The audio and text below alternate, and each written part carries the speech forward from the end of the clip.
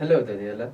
Hi. How are you? How are you doing? I'm doing pretty good. How are you? I'm pretty fine. Thank you. Thank you for your visit here as your host here in Istanbul, Mm-hmm. of course.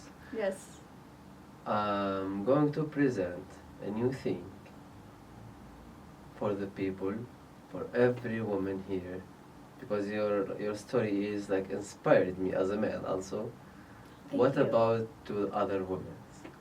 However, guys, we are going into this podcast to introduce one of the craziest and the best women you can ever meet in an early age. And keep in your mind, she's American and Yes. she visited more than 85 countries everywhere. And I have a knowledge that Americans, they don't go out.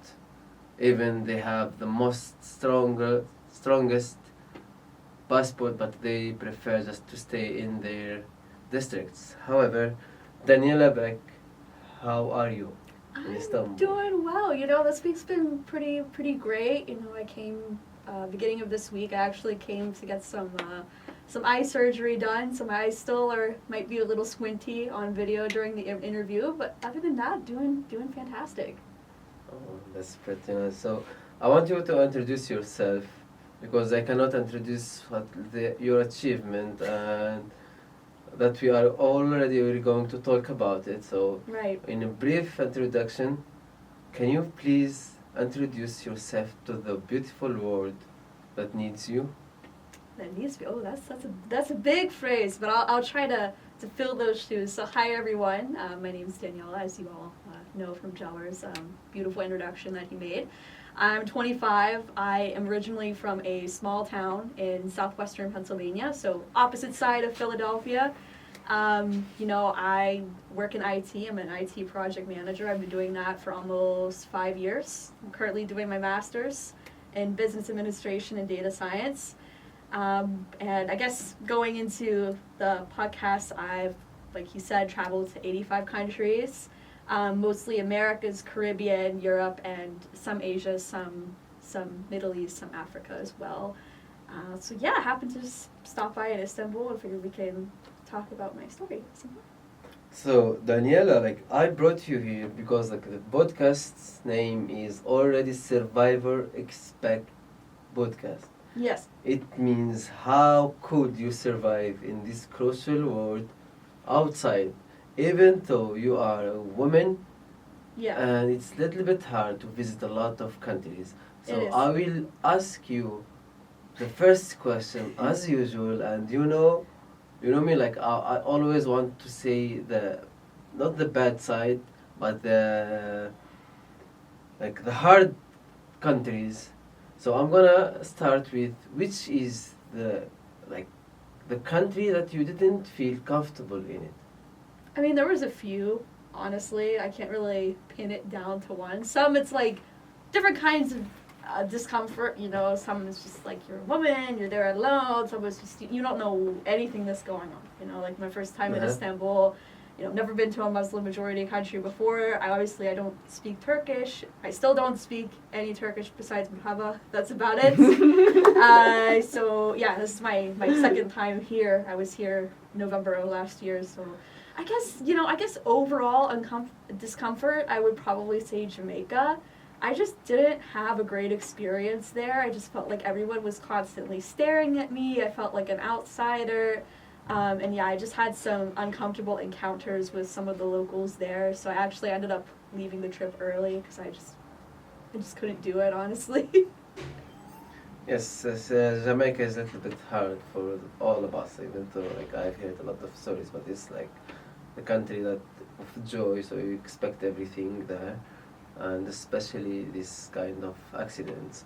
However, yes, like Daniela, you had very hard background in your childhood and your life, as most of us, but you you are like a symbol of fight, symbol of struggles that gained against the life. So Could you please share what your childhood was like growing up in a normal family? How did this experience shape you what you are today?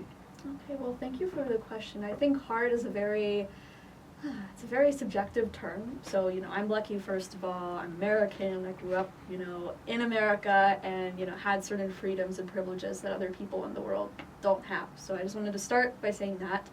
But yeah, growing up, I have my mom and my dad. My mom is from Colombia, South America. My dad is American.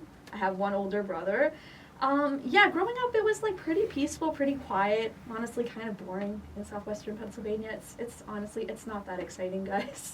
Go to Philadelphia and have fun instead, if you do go to Pennsylvania. But yeah, growing up, I actually had a lot of disabilities. I'm actually, I don't think even you know this, I'm autistic. Yeah, so when I was like a That's why little you're so kid, smart. no, but the thing is, so when I was like a little kid, like 2, 3 years old, they told my mom I was never going to speak, read, just be like even just normal adult, normal functioning human. But yeah, I was in a lot of therapy for like 5, 10 years or something like that. Like too many. I was spending so much time like just speech therapy, occupational therapy, like knowing how to. I still like am not very great at like twisting jars open and like opening things. That's why even I've been asking you, like, hey, I have like this jar of like something, can you open it for me? That's why, because my hands, they're like pretty soft, so I have trouble opening things. And yeah, so I dealt with that a lot as a kid. I just didn't feel like I really fit in at school because, number one, I'm neurodivergent, I'm autistic. And number two, like the biggest thing for me is I was the only kid from my neighborhood. I grew up like working class. My dad worked as an assemblyman. My mom was she was a home health aide. So, they weren't making crazy money. Like a lot of my, my classmates, their parents were teachers, nurse, doctor, business owners. So they were making like, good money. Yes, that's correct. So, yeah, I always kind of felt out. And then lastly, I was the only, like, mixed race kid in my classes. Because I'm pretty, fair skinned for being Hispanic. So, but it wasn't like I could relate to anybody. When they were like, oh, what are you doing for Christmas or Thanksgiving? And they would say, oh, we're doing this. And I'm like, oh, I'm actually doing other stuff. And they're like, oh, that's weird. Like, they didn't like it. So, yeah, it was really interesting. But I think the struggle, like, really for that shaped society, me. I guess. Like, Yeah, as really a just Hispanic, shaped me. as like a Hispanic American, like living in full white 97.4%, yes. You even know the percentage. That's pretty nice. That's very like humble story. But like I'm gonna like ask you again, because we all know the middle class there right now are struggling to gain some patients, some like medicals and take care of each other, go traveling and things.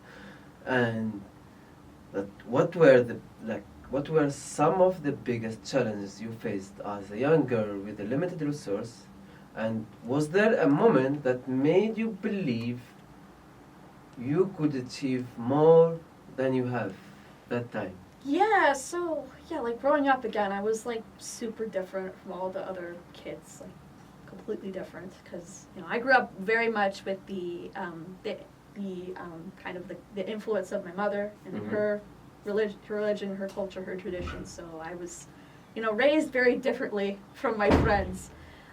Even now, I just don't have a lot in common with my friends from, school days and all of that to begin with. And having limited resources, it was difficult, like I remember after I got to high school, so after, let's say, the age of like 14, 15, I, had several part-time jobs. I was a babysitter for some of my mom's friends' kids that were maybe like, 5, 10 years younger than me.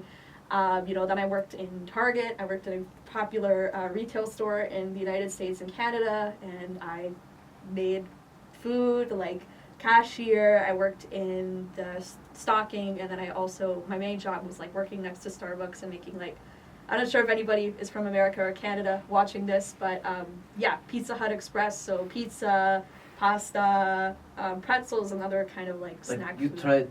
tried every single handiwork there. Pretty much, yeah. I ran the night shift, so pretty much I would run either cleaning, stocking, making food, interacting with customers. I did everything. So it made me like super, I guess, more extroverted because I'm pretty introverted. So yeah, I had work for everything that I had. Like it was clothes, it was my college entrance exams in America, the SATs, which are the most popular ones. Even my exams for my college level courses that I did like 11th and 12th grade, so like 16, 17, 18. I paid for those as well. And yeah, it was hard, but like when I ended up doing really well in all of my exams and passed on all of them, there was like probably 8 or 9 exams, so I was like, oh, maybe I can, actually go to college and university and make a life for myself. So yeah. And you did it. I did. Yeah, it was really hard, but yeah, I did it. Oh, that's very like impressive, because as a girl like you, I know life in America is freaking hard, especially nowadays, and I will repeat it, but you were too hustler to achieve, and look that you deserve the best, deserve what to be like an example. You came from very small town to visit all the countries. Like you, I think. Yeah, my town had you visit the countries more than Trump. Yeah, no. So my town, well, it depends how you count my town, but at most it has maybe 5,000 people. The town that I went to high school had about 15,000 people. And then where I went for university has about 300,000 people. So it's very small compared to like Istanbul, for example, or New York or London. It's super tiny, yeah.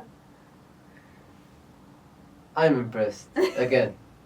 Like when I've seen your passport 2 days ago, like, or the stamps and everywhere, like I was like, wow, how the heck you can do this in 2 years? And you told me it's 2 years. So yeah, I've had that passport since. That's another thing. Mm-hmm. So like, moving to traveling to the world, like, you already visited 85 countries. Yes. In such a young age. Yes. Like, no one, like, in your experience, I've knew people, when I ask, yes, I visited 30, 40, 55, for how many years? Like, 30 years, 15 years, but you did it in 2 fucking years. Almost 3 years. Yeah, it's going to be Almost 3 years okay, like, in that's November. That's too much, 3 years. No, that's not comparable. No. Like, oh my God, like, in 3 years. Yes. Like, you float, like, I think your house in some, I don't know, clouds or something. It's on a I like plane, that. yeah. I like it. Yes, you should be that. You should, like, buy some road, your own road there. I and wish. Yes, you can achieve it. I believe in you. Like, thank you. So, I wanna ask you this, like, beautiful question, like Okay. you.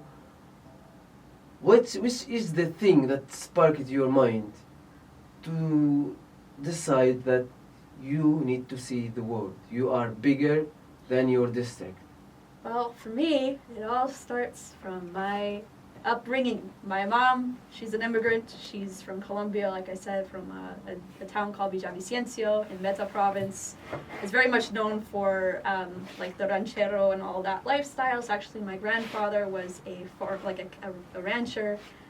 You know, he had a bunch of animals and farming and stuff too, and all of that. Mm-hmm. So, you know, we would go to Colombia every couple of years, and I didn't really speak Spanish. I was what we call in the community a no sabo kid until well into my teens, like 15, 16, 17. But it kind of gave me like an appreciation for like going to other countries and like experiencing new things.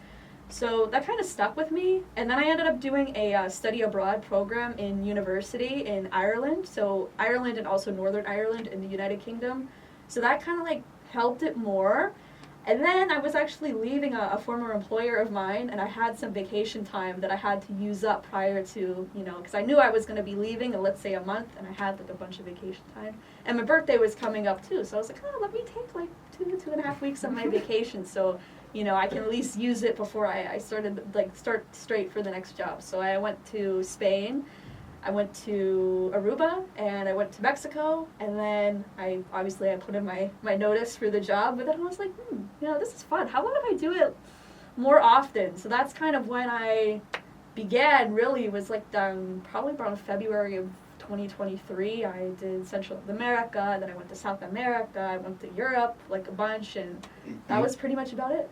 You visit like mostly all around the world and the continents, except as you told me, except Africa. You went to two or one? Morocco and South Africa, but yes. 2 countries. That was like, you need to visit more, and we will plan for it. Like yes, as we did, like. Like the next question that I'm curious about, like always, among those countries, I'm sure there is that countries that surprised you. Yes. In a good way, in a bad way, I don't know, but let's start with the good way. That you didn't expect, like visiting a country you didn't expect, or you expected like the mainstream saying, or I don't know, they manipulate things because like I'm sure of it. Yes. And you right. have some. Right, I do. So I guess. Which one? Yes, which the country? Yes. So I'm actually going to say the country that we are currently filming in, which is Turkey. Yeah, Turkey. Turkey, yes, that's correct as well. well. I know Turkey. That's the correct way Yeah. that you write it now and all of that, but yeah, in Spanish it's also Turquía, so I just refer to it as Turquía because, make more friends here, not making enemies. But yeah, no, I think I came here for the first time. Actually, that's when I met Jawar at the end of last year. I was only here for a measly 3 days, which was kind of depressing. I was in Athens actually for much longer, but I think if I would go back, I would switch. So I'd spend like 3 days in Athens and then like a week here.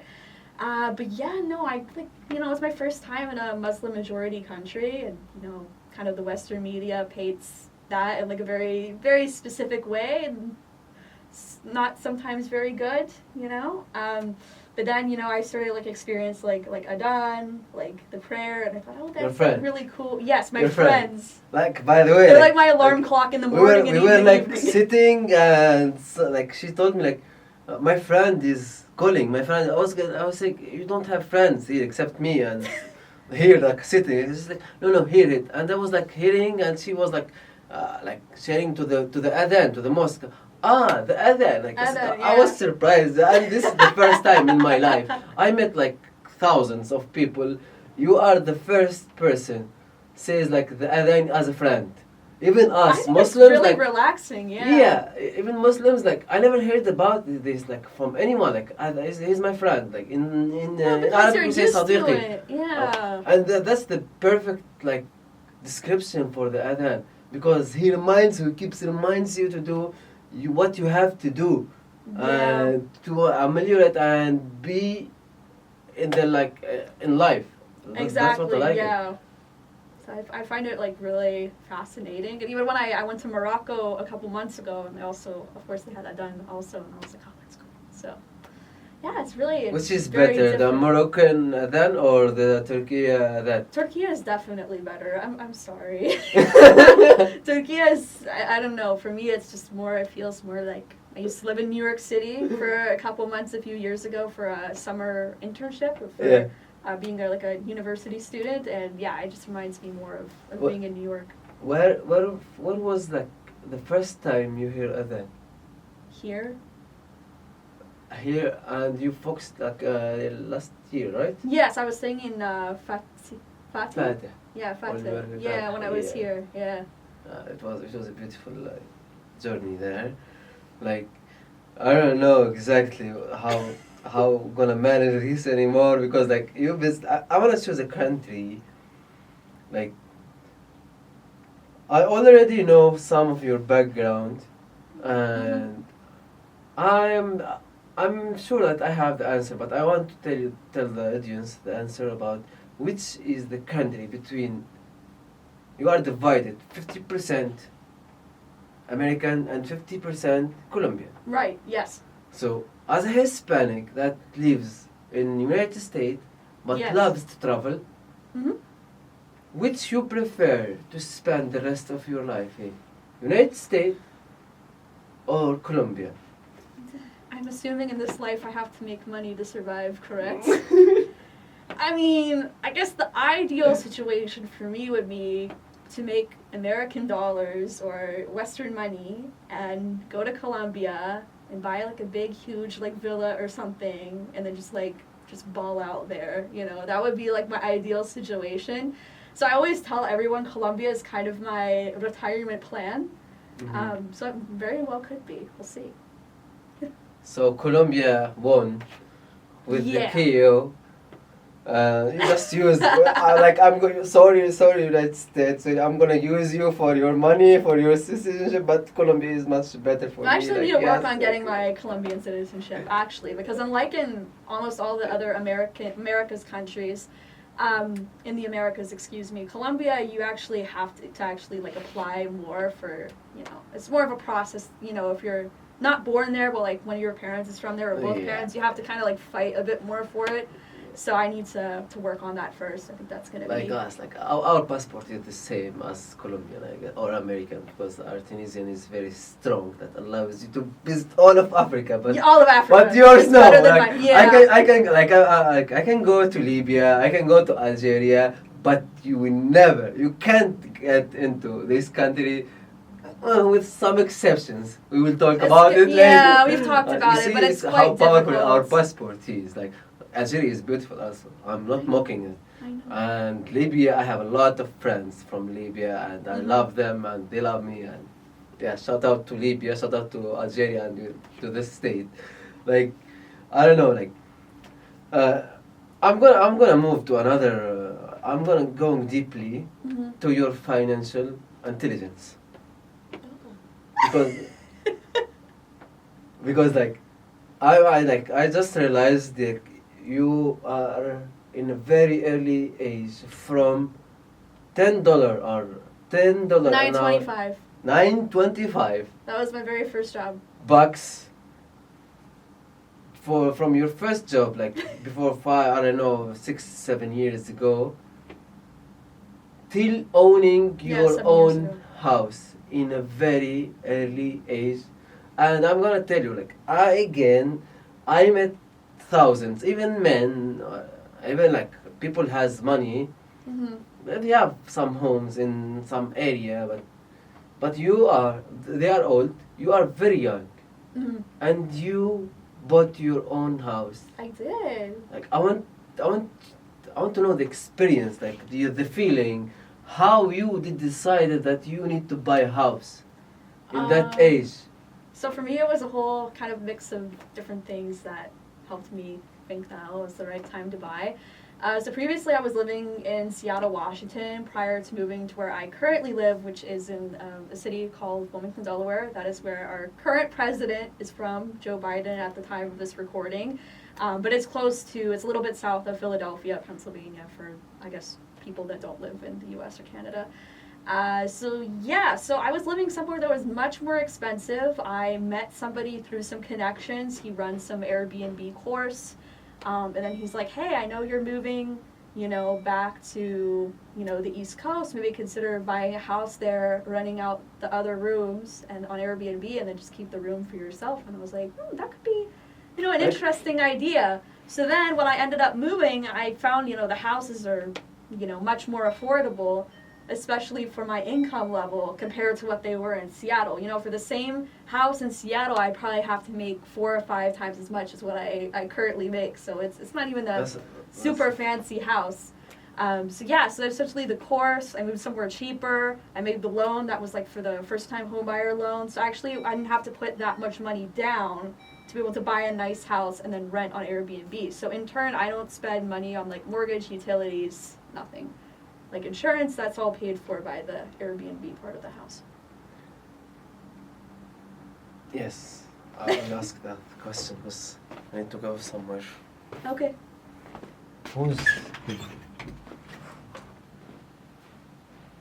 Yeah, I think something's going off, isn't it?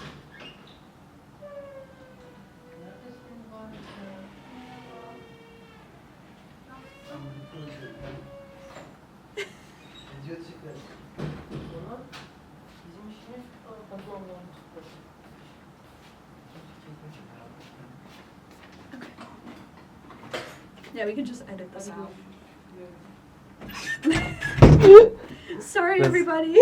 That's very weird. Though. That's what happened now is very weird. It's just some So- random noise in the background, I guess, for those watching on live. And then I was Yeah, like, they what's are in going live. on?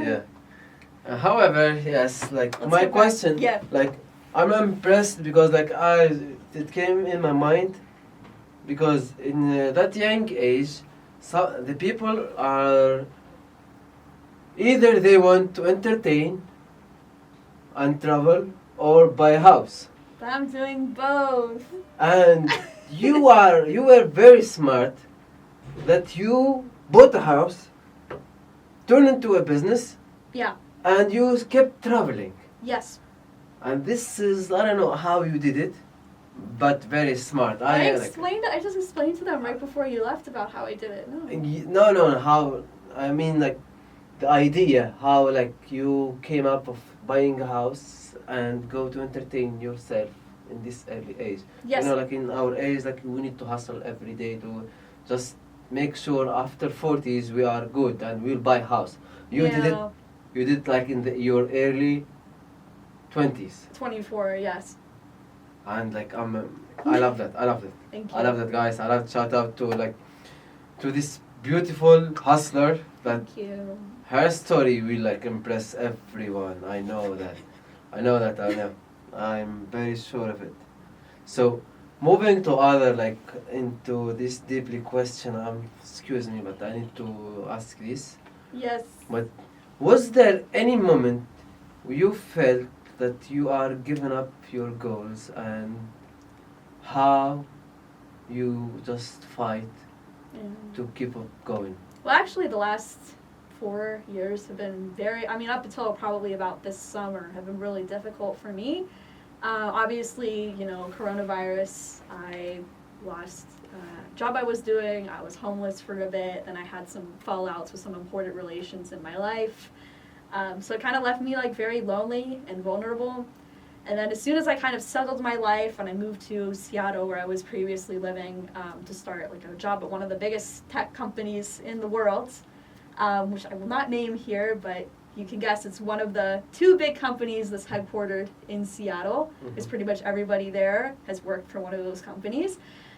So yeah, I went out there and then I started grad school at University of Pennsylvania, and I started having health issues. I couldn't see, I couldn't walk, I kept having just panic attacks, crying all the time, and I just felt horrible. So I actually ended up having to leave the course, and I was really disappointed in myself. And then it was getting so bad to the point where I couldn't even take a shower, eat, bathe, nothing. I couldn't do anything. So for the next 2-3 years off and on, I had to go on medical leave from work.